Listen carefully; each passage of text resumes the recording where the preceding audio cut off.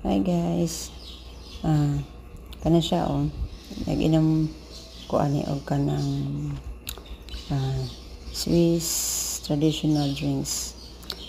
Medyo yan siya, medyo mainit-init.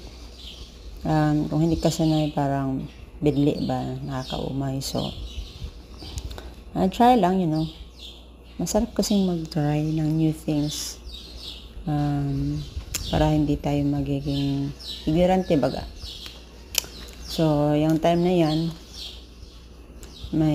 nag-attend kami ng Christmas party sa isa namin friend na puti. So, pinatikan niya sa amin to. So, sabi ng husband ko, ito yung traditional ng Europe drinks na medyo good for the stomach, guys. Hindi ko lang alam kung anong pangalan niya kasi mahirap basahin ang lingwahe. So, masarap siya. Then, pero hinihinay lang kasi madaming herbal ang laman ng drinks na yan.